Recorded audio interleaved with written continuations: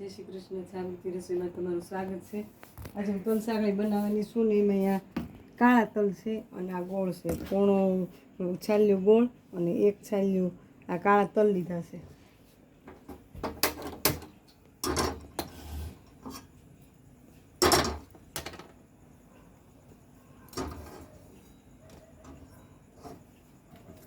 ગોળ નાખવાનું,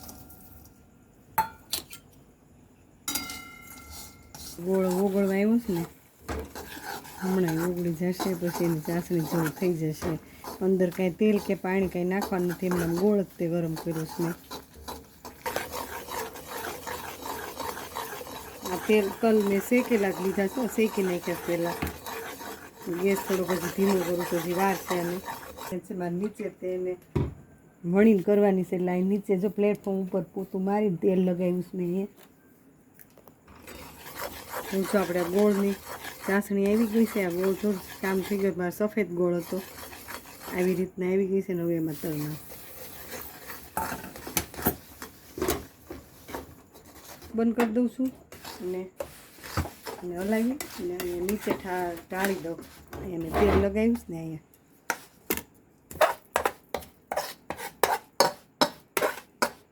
આ વણીને કરવાની છે એટલે નીચે વણાય ને વેલણથી, એટલે અહીં હું નીચે ઢાળી દઉં છું.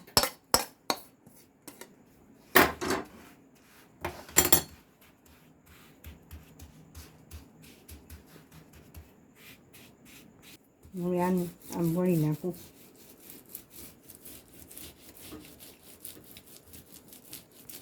આપણે આ વણાઈ ગઈ છે, એકદમ પતલી વણી છે, સરસ તે. હવે હું હમણાં એને બટકા પાડી નાખીશ. આના બટકા પાડી નાખીએ આપણે.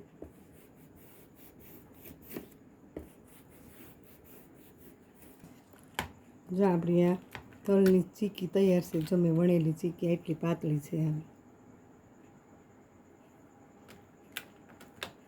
જો તૈયાર છે, કડકડી. હમણાં થોડીક અત્યારે ગરમ જેવી છે, હમણાં કડકડી થઈ જશે.